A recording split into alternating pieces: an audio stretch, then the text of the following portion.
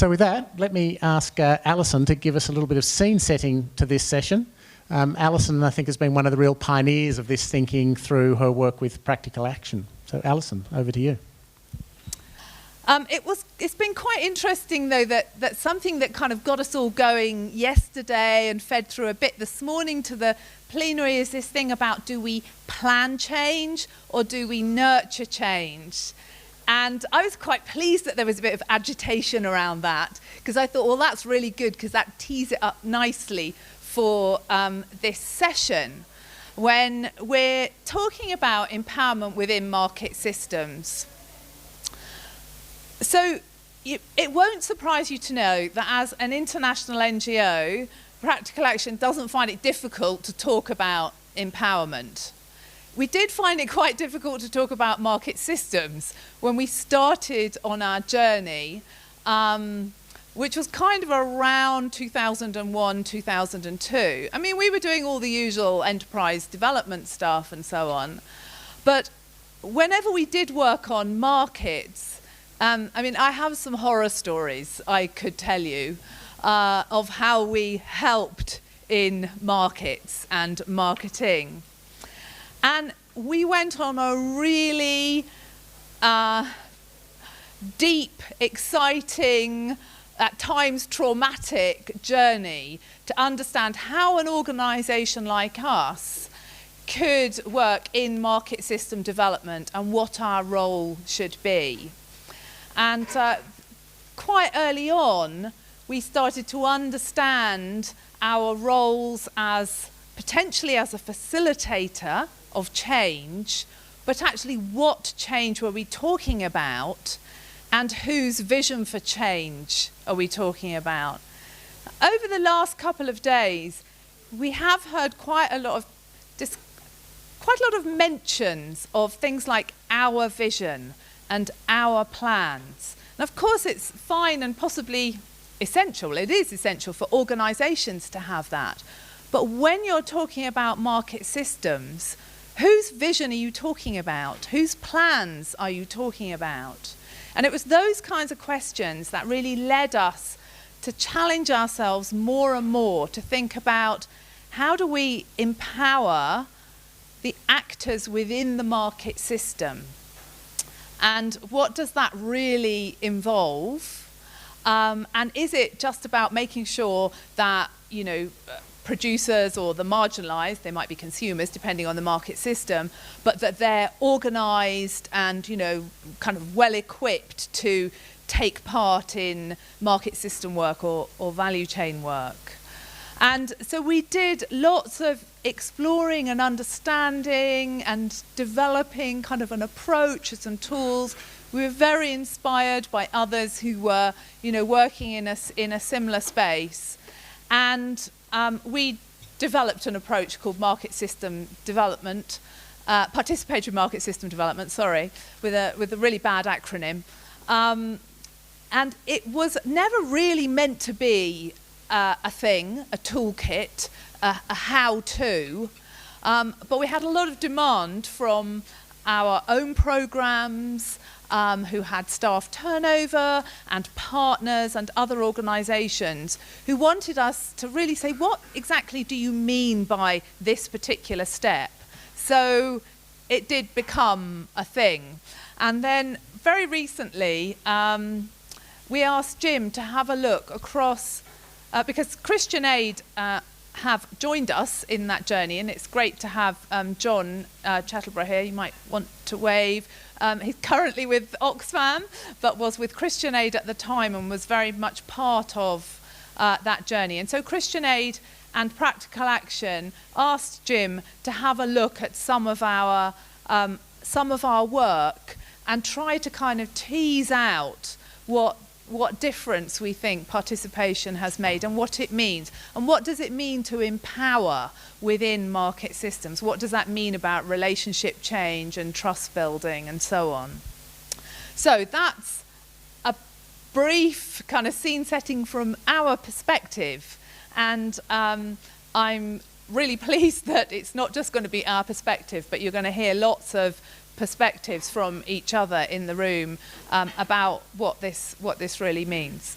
So So I'm going to hand back to Jim so that you can get on to hear from our speakers after stirring up the room a bit, which I think is what he's going to do next. Okay, good. Does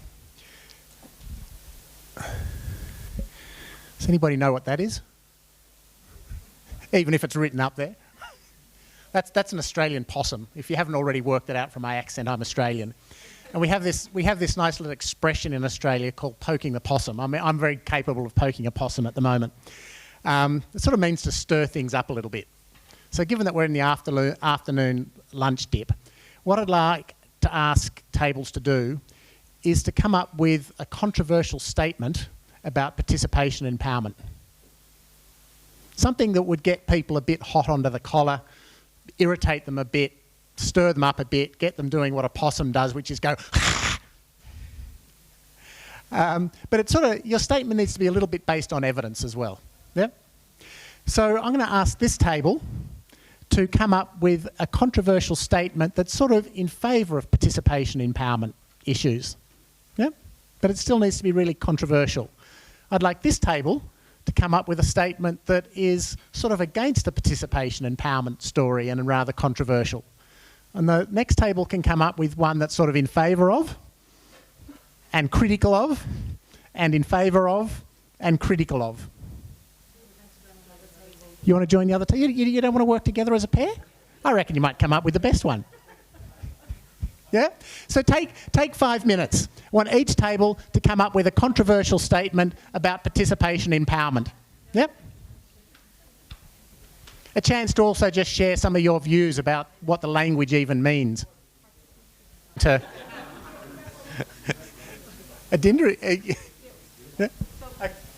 Thanks. So having to give a negative statement on participation and empowerment while some of us really believe in power was quite interesting. And we are also our colleague here from the private sector who immediately had some interesting questions. So we put it all down. So the first statement is, participation results only in useless wish lists and therefore only addresses symptoms. And the second is, the tyranny of participation, you know? And I can explain a little bit more of that. But the questions that we had with this was, but what do we actually mean by participation and empowerment? And secondly, participation and empowerment of whom?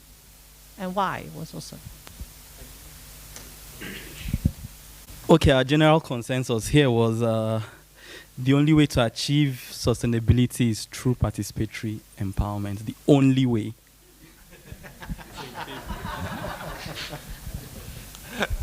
Thank you.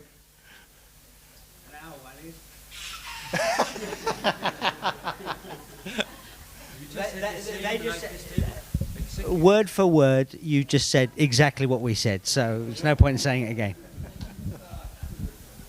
Okay, useless wish lists. And what do we have here?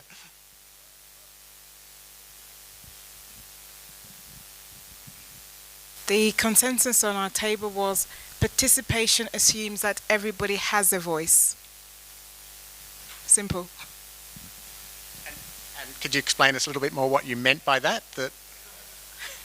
What we meant, well, we toyed with a couple of statements. We had statements such as participation ensures ownership. Participation is presumed by whom? Donors, funders, consultants. So it's what we agreed on was that working on the premise that everybody has a voice when not everybody is able to use that voice. No, I think that does already highlight, some of the big issues around this whole discussion. So having got a few things on the table, let's hear from our speakers, and we're going to have 10-minute presentations giving us some practical insight into what's going on in participation empowerment from a couple of projects, and then we'll get into a discussion. So let me begin with Hope Shaker. Have I got that right, nearly? He's going to shake us up, you see. Who works for Practical Action and has been very involved in the rollout of the participatory market systems development and has a lot of field experience in how this really works in practice. So Hopewell, over to you. I'm going to talk about our experiences empowerment and participation and empowerment. It's mostly around agriculture, in the agriculture sector in Zimbabwe. We also have some projects in Malawi, but I'll focus mainly in Zimbabwe given the limitation on time. But I quite interesting some of the statements that came out of the controversial statements, useless wish list. I hope I'll be able to address some of them. But I also want to take advantage of what I've learned over the two and a half days, making use of the cards, the orange, green, and red. So since this is the last session of the day, can we use our cards? This is our last chance to use our cards. So I'm going to ask those people who understand what empowerment is to raise a green card. Those who don't understand what empowerment is to raise a red card. Go ahead. Oh. Thank you. I was hoping for more green cards because there's one slide that I wanted to skip. Now that I have so many red cards, I'll try to explain what I understand empowerment to mean, and we can discuss. So this is obviously based on the World Bank. I borrowed this slide from my colleague. So these are the key areas where we talk of empowerment. It could be access to information, which then becomes useful in terms of decision making, in terms of planning. We talk about inclusion and participation, so that they are also active in terms of the decision making process. And decision making process doesn't mean that they get involved in whatever is happening, but they can also decide not to be involved. And accountability, to demand accountability from us practitioners, from NGOs, from government, even social accountability within communities that they live in. And demanding accountability sometimes also increase access to services that can actually help in terms of development of the market system. And of course, local organizational capacity, their capacity to organize themselves. I'm saying their capacity, I'm not only talking about farmers, even traders, even the private sector itself. So capacity to organize, to engage with other market actors.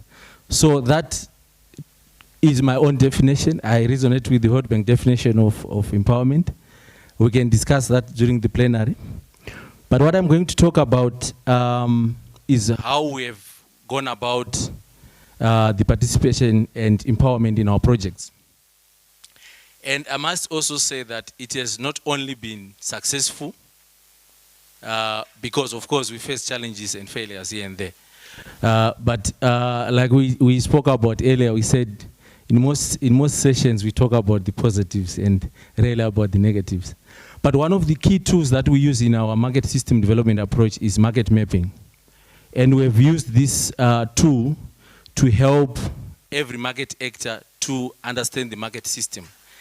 And understanding the market system is very critical because it also helps to the actors to place themselves in the market system, to understand the relationships they have with other people within the market systems, and to understand their capacities, how they help themselves and their businesses, and also other businesses to grow. And that's enhancing the system. And this tool, we have used it with practitioners like ourselves, fellow professionals. We have also used this tool with farmers themselves. Of course, it will not come out as, I don't know whether this is clear and nice, but it will not come out as nice as this. But they have their own way of doing the map. As long as you explain the principle, they have their own way of mapping the market.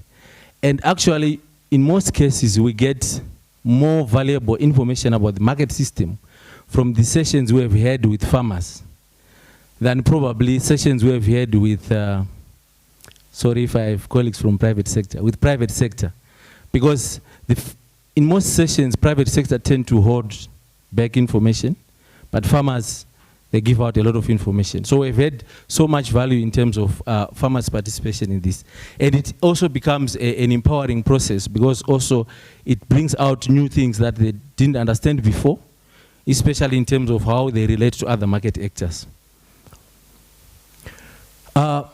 Empowerment also helps in terms of understanding roles and capacities.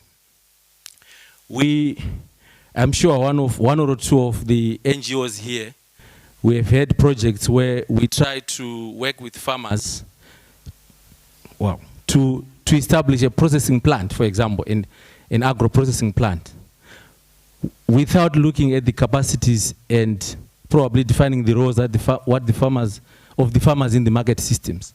Sometimes their capacities and their production, producing good quality product and the required quantities. And probably somebody else can do actually the agro-processing better. But sometimes we do introduce this kind of interventions. And then empowerment for engagement. I think this is very important, because we are talking about a system with a lot of connections, with a lot of relationships. So the marginalized actors, or the producers in some cases, or the traders, need to be able to engage with other actors, because they also draw benefit from that engagement. It also helps them to grow their business. It also helps them to understand better the market system. And it also helps them to define their roles within the market system. And it has to be proactive. If someone is empowered, he needs to go out there and look for opportunities to engage. It has to be creative, bringing new ideas, use your own knowledge to come up with new ideas to improve the system. And it has to be effective and be able to bring in benefits to other market actors. And I put this picture as the last picture, because I learned a lot from this session. So this was a meeting we had with farmers and traders and private sector in the horticulture sector. And the lady you see there is a trader. And the context is that the farmers we are talking about, the horticulture farmers we are talking about, were previously engaged in contract farming with one of the big companies. But then the big company at some point folded up, and most of the horticulture produce now goes through the local market and sometimes roadside sales. So these guys, the traders, the vendors at the local market became very key in terms of absorbing the produce from the farmers. So when we brought them together, the way this lady presented how they run their business, the vending business, you would assume that this lady has gone through a business school. She was very clear in terms of what they want to buy and what farmers should do to meet their requirements. But there's never been a point where they sat down together with the farmers, because the only time of conduct that they have with farmers is very early in the morning, around 5, 6 a.m., where they're trading, buying from the farmers. And once the farmers have their produce taken up, they then go back to their farms. So there's never been that platform where they share this kind of information. And after this lady presented, a farmer then stood up to present. And I must say, the farmer actually confessed that we didn't know about this. Probably if we had a platform where we came together to discuss, we would have done our business better. And we said, what is your business? What are you referring to? Say, our business better. It says, our business of producing the right quality, the right quantities that these guys can absorb and offer us better prices. So dialogue is very, very important. And our role is to create those platforms where there could be dialogue between the market actors. And that dialogue in itself is also empowering, because there's a lot of information that is shared between the market actors. And our role is very temporary. We should be able to be, at some point, then let the market system take over the empowerment process. Thank you.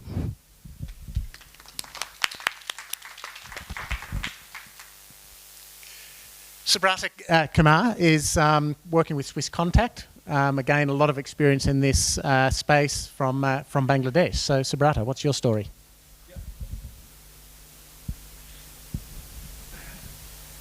Hopewell touched upon a couple of areas, like what is empowerment, why we need empowerment, and what was the process Hopewell followed in his project to create empowerment for the project stakeholders. I'm going to elaborate further a little bit on that, but I'm going to share my learnings or our project learnings and kind of add more fuel to the fire with some controversial positive and negative statements. So that's where I'm going to more focus on. But before I start, let me give you a brief background of the project where we have applied this concept. So the context is of M4C. M4C stands for Making Markets Work for the Chores. Chores stands for River Islands. So if you see on the Google map, these are the kind of islands. There are many islands like this in Bangladesh where rivers are quite wide. And there are a lot of people living on these islands who mainly depend on agriculture and livestock for their livelihoods. So as you can see from the picture, these people suffer from geographical disconnect because it's very difficult to go over there. You can only get there by boat, and after that you have to walk long miles to get to their places. So there are not much of information available about these locations to the agricultural extension office or to the businesses. They don't have much information about these islands, or how many people are living on those islands, how much of businesses happens, how much of products that they require, how much of products that they're producing. There are not much of information available. Farmers are compared to the mainland areas. Farmers are smallholders. Even the traders or the input seller retailers, they are also small, and they don't really justify an investment from the public sector or the private sector to take the services there. Weak market institutions, you can assume, because of lack of supervision or lack of vigilance. A lot of adulterated products, non-quality services exists. And there is essentially a lack of priority from the lead firms. They would rather focus on the mainland rather than going to these areas. Higher cost of entry and associated risk due to climatic hazards, because these areas are occasionally flooded. I mean, every year during the monsoon, these areas are flooded, so there are risk of erosion and people losing out their land or maybe their houses. So that's why, microfinance institutions who don't like to go there and finance, agriculture input companies who don't like to expand their distribution. So this is the situation these people are in.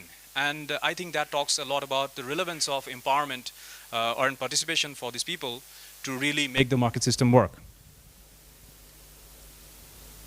So the process of empowerment, as Hopewell explained, the kind of participatory market system development approach that they applied, that Practical Action applies.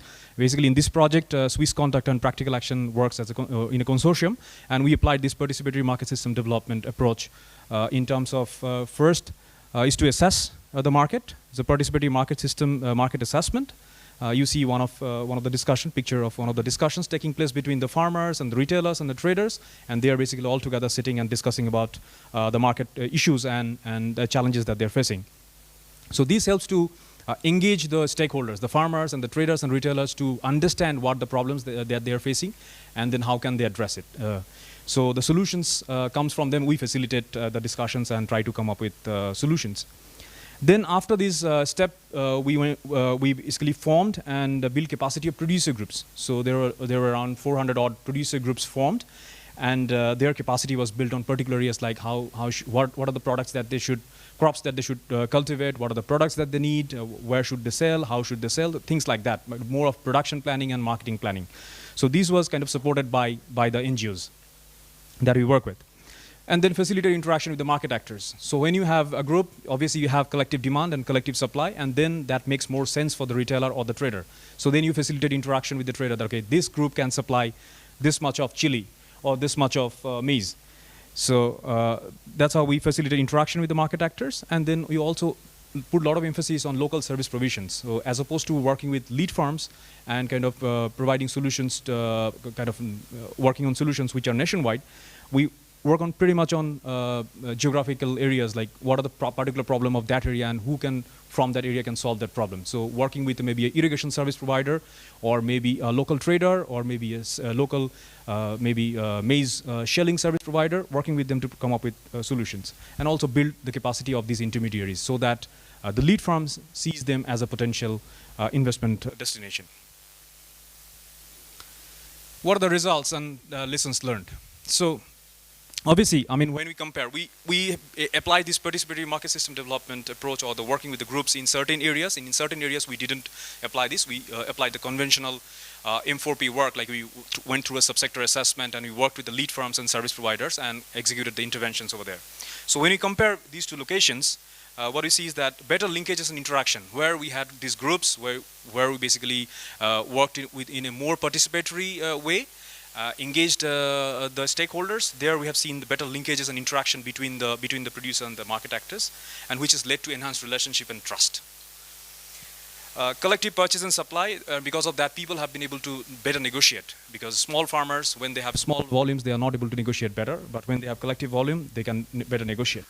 This has also allowed faster entry and uptake of certain services because of the follow-up. Let's say when a particular service was promoted to a particular group, because of the follow-up discussions, the uptake of the service was quite faster compared to the other areas where we didn't have groups. Breadth of interventions, we were able to implement a lot of interventions because the groups were there, so many interventions were possible. We could also target. We gave a threshold that, okay, these are the criteria of people who should be included in these kind of groups. So that helps us to target. Because in market development programs, it's very difficult to target. But our donors want us to really reach out to the poor, people living under $1.25 a day. But how do you really ensure that? So this kind of approach helped us to target. And we give them a threshold that, okay, these kind of people should be in the group, and also ensure participation of women in these groups. But the flip side, such hand-holding approach obviously come at a cost, and we had to invest much more compared to the other locations in these locations, and that is one of the critiques that we hear from the donors, that it's not really justified. Investing this much of money just to benefit a significant few number of beneficiaries is not justified. So that's one of the critique. Disallowing private sector innovation.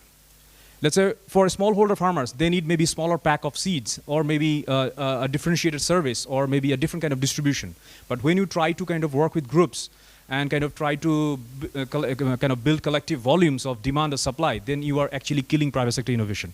So that's one of the learning, because private sector then stops being innovative. They basically we are kind of duplicating private sector function by really mobilizing people in groups and all that. So that's another critique. Sustainability. Obviously, there is a lot of hand-holding by the NGOs, so sustainability of this is a question, because often we see that farmers, I mean, as long as the project is there, they work in groups, they plan in groups, and then they work in groups, but after the project is over, we see that farmers again go back to their usual life. And the risk of exclusion. The idea was to include the disadvantaged. The idea was to include the women. But we have realized that in some cases this has also led to exclusion, because when you go to a community and try to form groups, some influential people will come and they'll try to be on the group expecting some kind of support that they will get from the NGOs or the donors, and then that might exclude certain people. We have realized that the groups were benefiting, but that benefit was, in all cases, were not trickling down to the other people in the village. So that was leading to, that could lead to exclusion of the actual disadvantaged. So these are the learnings that we have from our 3-4 years of implementation, and that's why we are now evaluating whether to go about it and how to go about it. So that's why I have this question. Inclusion is fundamental. We kind of somewhat we agreed that inclusion is fundamental, and so is empowerment. But then we have the right approach to it. Are we doing it right? Or how can we do it right? So that's all from me.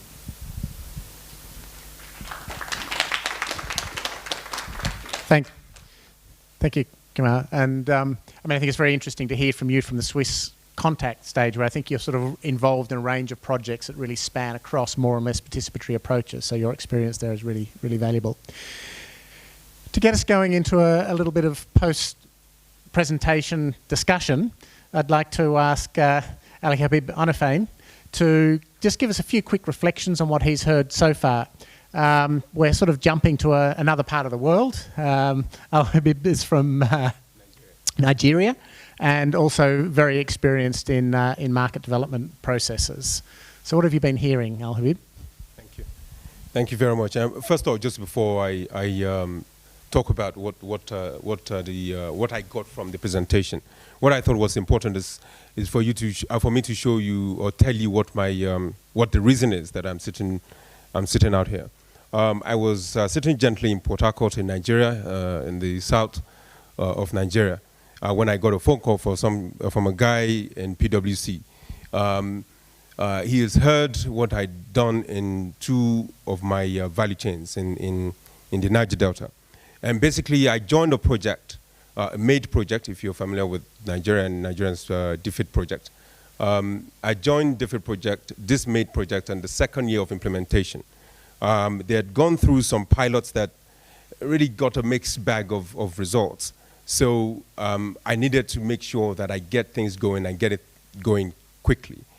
So all I did really was to decide the quickest way to buy in, the quickest way to numbers that I needed to report at the end of that year was to get everybody together in one room and thrash out what the issues are and hopefully get answers, and we'll have a design of interventions that people would ordinarily just push on for themselves. And this worked fantastically. I had anticipated, I booked a hotel hall like this for 2 days, anticipating that this is just going to take a very long discussion.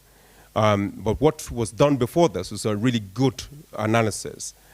So we put together a case that and identify where the profit are at each value point. So we presented this to the people. We had farmers, we had input suppliers, we had agricultural experts, we had government, we had everybody in the room.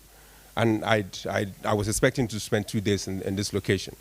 And no exaggeration, within 4 hours of presenting 4 slides, deals were being made in the room.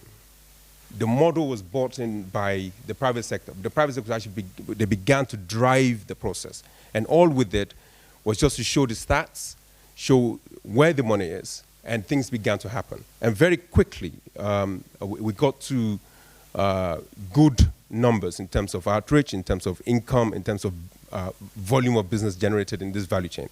It was in fishery and cassava that this happened in Nigeria. But having said all of that, this chap called me from PwC saying this is what he has been preaching with the practical action team, and that he really wants me to come and share this experience with people here. But I can tell you a whole lot more after the session if you're interested. So that's how I got to be here. But what is interesting from all of the discussion we've had here is what is participation? Does empowerment equals participation? Because I'm in a room, sitting with you, explaining to me exactly what the business model is. Does that mean, and I said, yes, okay, that sounds good. Does that make me, is that participation? Is that inclusion? Have you empowered me?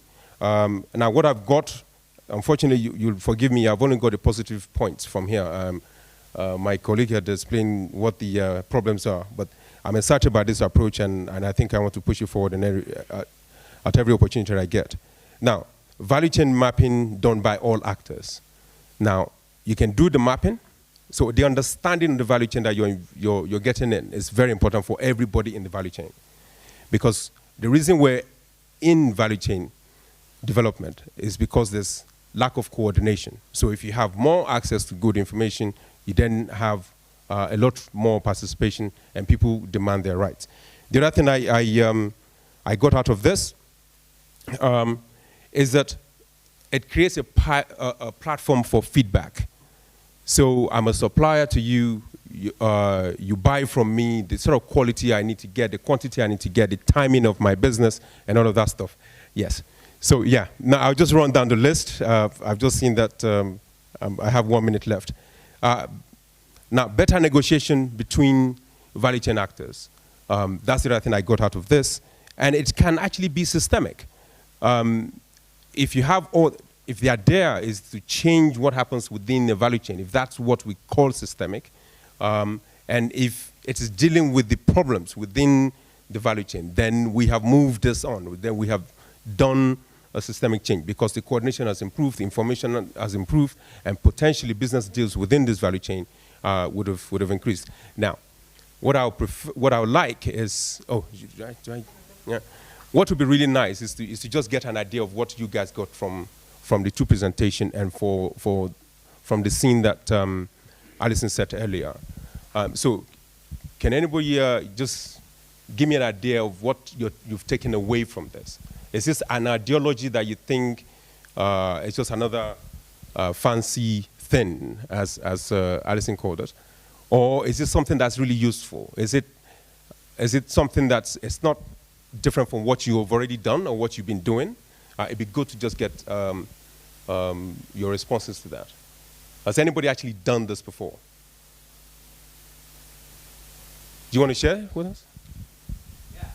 Not a market system response. This was about trying to find out. UN Habitat was investing a huge amount of money in the development of water supply systems, and we were contracted to come in as capacity development advisors to actually get the people in towns involved. And what UN Habitat had not done is they hadn't ever gone beyond the technical problems of water supply or the lack of toilets, and they were missing out simple facts like when a girl goes to a water point, there's a couple of young guys there, and if there's no protection, she's going to get jumped and she's going to be raped. You've got issues around water supply, clean water supply being less preferred than dirty water because the dirty water was more tasty, and my son is collecting dirty water, and so there's a social dynamic which says that I've got a piece of information here. But what I wanted to pick up here is where I think the presentation doesn't go far enough.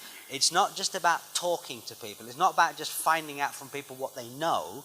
It's about saying, okay, so you've got this particular situation, we've mapped it all out, and we've got the relationships between the issues and the actors, and we know where the power lies and who's doing what. So what? Now, that so what question is then where it starts to get really exciting, because when you start getting people to say, right, what I'm going to do about this is me and my mates, we've decided we're going to go and do this thing. And this is where you then take your action research framework and you couple that with your participatory conversation. You put those two things together, you get participatory systemic action research. It's a horribly long name, but it's absolutely, it's about the creation of movement, because then people give a damn about their fish, or about living on an island, or not being able to get to a doctor, or the school roof is leaking, and people get up and they start doing stuff that matters to them. And if you then take your participatory process to pull them back together again and say, so who did what, and what happened, and what stories do you have to tell, and what are you going to do next, you can then give birth to a whole process where you're, as an expert, are not coming in to actually tell them what to do within your program. You're following their lead. And I believe it tracks you very quickly down to what are the systemic underlying issues that are stopping underdevelopment. You apply that to market systems, even if you put that within a market systems question, it's absolutely fine. But you can do it on anything. It's not limited to market systems. Thank you very much. Does anybody agree with that? Is there okay, hold on. I cannot but really agree on that. Very much agree on that. But there is something that we do need to be aware of. The whole discussion around participation and empowerment is really nothing new. There is a whole literature out there that speaks to that also speaks to instrumentalization of empowerment and participation. So it's not taking into account the local political economy and the local power dynamics. These communities are not uniform. There are power dynamics going on. So you have to understand and take these into account. And it implies that you do work with people who understand these local contexts. Because otherwise you end up indeed excluding people more than including them. You run the risk of having the wrong people participating in your program and making the decisions. So in order to arrive at a movement, you do need to understand how empowerment, the power processes, the power dynamics. So I suggest there is a very, very useful book. There are many books out there. There is the Power Cube from Gaventa, but there is also a book that I found so interesting, which is Hickey and Mohan, From Tyranny to Transformation. And it's a follow-up on the book that was published earlier in 2001, I think, was from Cook and Kotari something, which was Participation, the Next Tyranny, ? And so then there was a reaction on it. It has several articles, very, very interesting to understand more about power dynamics and how you can actually help build movement and enable building movement. Thank you. I just wonder, is anybody in the room? Sorry, somebody? Who?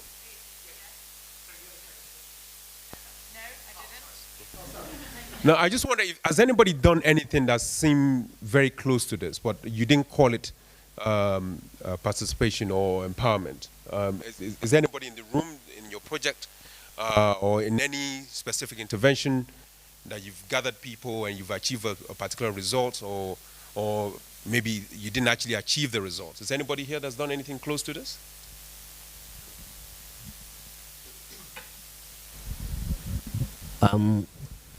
When we were going to carry out a national small business survey in Uganda, and this was going to be the first time, I convened all the stakeholders. I mean, I could have gone ahead and got a research house to start doing the work, but I thought that we needed buy-in, and so I got all the stakeholders involved in this, and we formed a steering committee. And actually, we as the funder, we took a sort of backstage and let them make all the decisions as to where they wanted, to what extent did they want this to go, what were the questions. I mean, we gave them some technical assistance to facilitate the thought process. But, I mean, at the end of the day, we had a fantastic survey coming out, and they claimed it as their own, and even now they believe it is theirs. And all we did was to facilitate the process and give them the necessary funding. And I thought that that's very similar to what you're talking about at that level.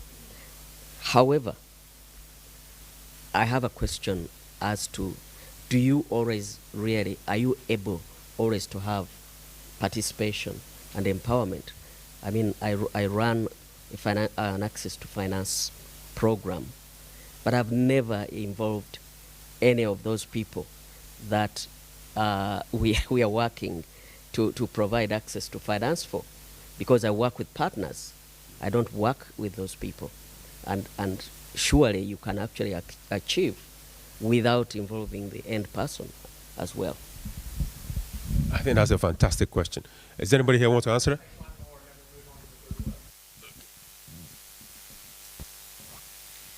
Yeah, I was working on a project, African Youth Empowerment Development Initiative by World Education Bantwana. I actually followed more or less the same process of empowerment, but with one more step that I'm going to talk about, and one other area where we were slightly different. In my case, we were actually interested in youth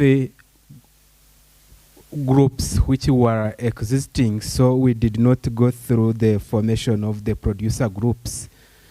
So we started with that. Then the second step, we actually went through the process of enterprise selection, such that they can own the enterprises they are going to take on to improve their livelihoods. And it's from there that we gathered them for another meeting, of course, within their groups. And they were we assessed the market, both locally and national market, depending on the enterprises that they had selected in each particular producer organizations. And then we continued to facilitate the interaction of various actors within those value chains. And of course, like the presenter said, we put more emphasis on the actors and facilitators which were so close to these groups, because they were really rural groups. We never wanted to bring very far facilitators and they think that it's hard to reach them. So we started with the ones they can easily access, and then they started from there, moving further to other facilitators who were at national level and at the regional level. Thank you. Thank you very much. So I think as we've started to hear from a few of those inputs, there's probably a lot of experience and thinking on these issues in the room. So what we thought we'd like to try and do for the last half hour of our session is harvest some of your ideas around how you think perhaps this agenda could go forward in the Beam Exchange community. So the question for you to discuss at each table is, should the Beam community do more to enhance empowerment and participation in market systems? If so, what and how? So if your answer to the first part of the question is no, you can talk about where you're going on your next holiday. If the answer to the first question is yes, well then you get on with the rest of the task. So, you know, we're not going to have full 30 minutes, we're probably going to have a little bit over 20 minutes, but talk about some of the linkages between empowerment, participation and market systems. And if you like, the why, the what and the how. The details of what each group says are going to be captured, and the organisers of this group commit to writing up the basic messages that come out of this session. So we're not going to have time to report back in detail each group session, but we'll capture it and we will write it up as a brief note coming out of this session. What we would like to get from each group at the end of your discussion is, what's the most important message you would like to share with the Beam community, and what are the implications for action? Yep. So have a good discussion. What would you like to see the Beam community doing around participation, empowerment? What's one key message that you would like to give to the community, and what would be the implications of that for action? Those of us that are involved in this session will mix ourselves up around the tables to give some guidance if you need any, and we'll also be capturing the discussions. So let's give you a bit over 20 minutes to have that discussion, and hopefully we come up with some good pointers to bring into the Beam Exchange work over the coming year or so. Thank you.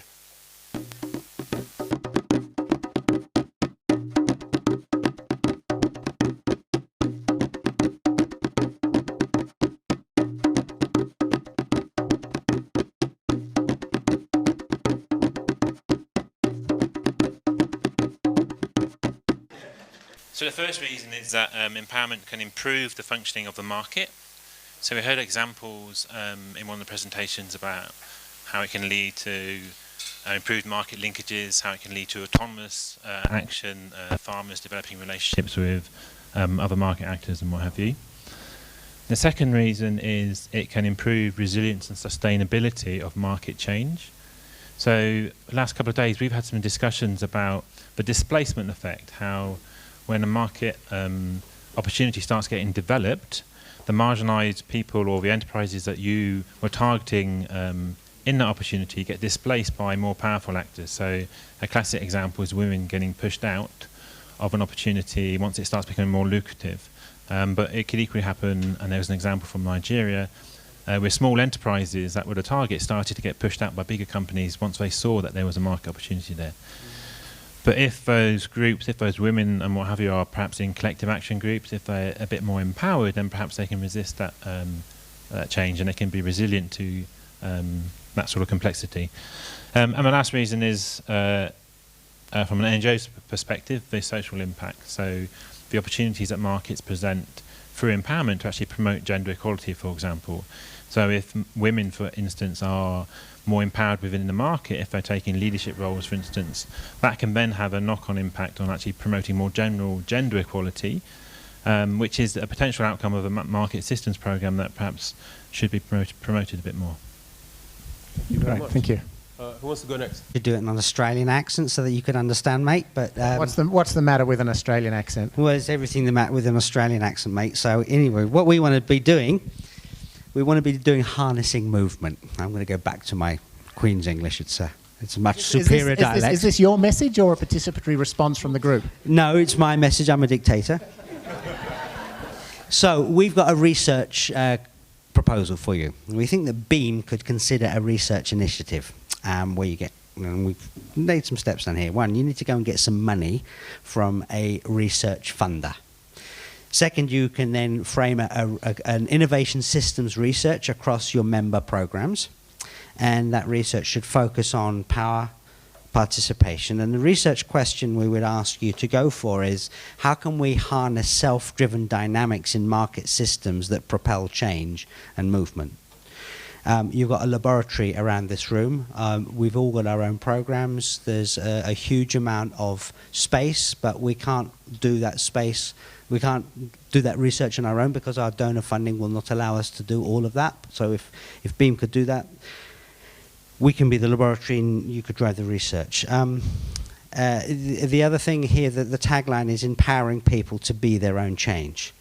The second thing that then you could do is from the result of that research, then Beam could develop guidance on participatory methods that can be used specifically in market systems. So, piece of research across all of the groups, document it and use that to shape a piece of guidance that would help us, but I think it also probably even go on into the policy space. Thank you. Great, thank you. Very practical suggestion.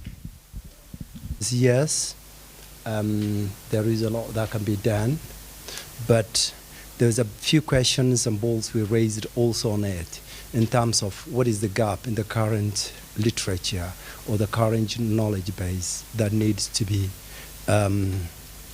to really inform the market systems. That is the sort of question. Question number two, there was a consensus that participation and empowerment is the core of market systems development already. So the approach in reality has got some embedment, but there's a gap, and the gap is more at the practice level than at the theory level, and therefore there's need to emphasize the practice adopts the theory to the full extent. The second sort of comment under that is participation engagement is usually long, tedious, and painful process because it is about consensus, it's about trade-off, and because of that, at implementation, there's a tendency to short-circuit the whole participation and empowerment agenda, given the donor pressure to get results quick and in some given time.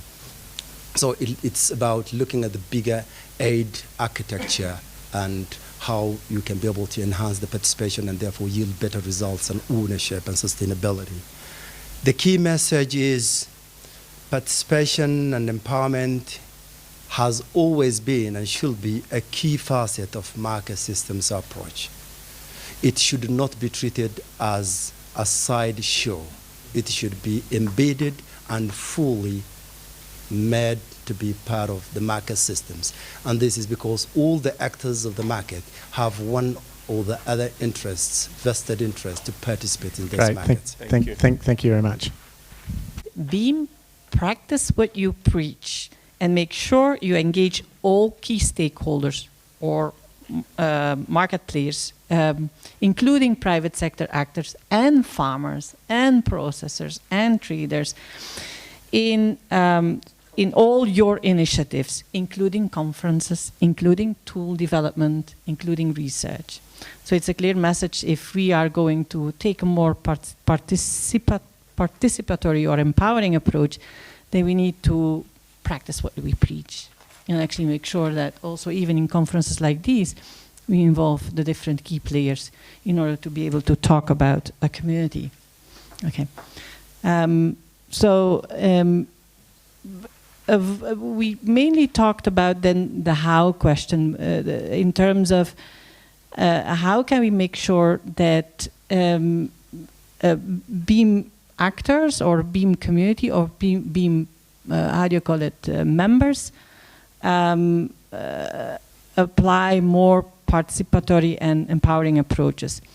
So the first is it's ensuring that you have the right participants in the right spaces. So this is also a question, it's about dealing with power dynamics, rigorous process design and facilitation, avoid the question of avoiding dependency and avoiding localism, addressing that issue, so start local but move out and up to systemic change. Understand the ecosystem and mapping all the players and how to, how to avoid dependency. These were the, I have more here. Okay, fabulous. Well, we've got some other notes. Okay. Yeah, fabulous. Sorry, I'm realising we need to be at coffee, so thank you. And take the approach of working with lead firms.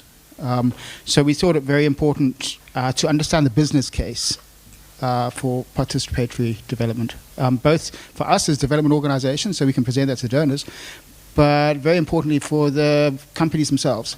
They need to understand in dollars and cents why it's going to benefit them, so that they willingly participate, because it does come at a cost for them.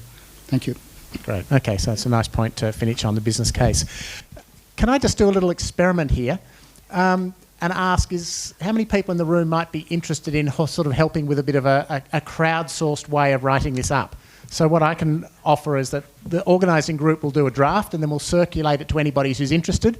You can toss in any ideas or examples or literature you think is worthwhile, and we'll sort of create a collective document out of it, let's say over the next 3 weeks, and then it can go onto the Beam Exchange website. Hands up those that would like to be part of that. And if you would, just write your email on the back of the flip chart paper and then we know who to send the draft document to.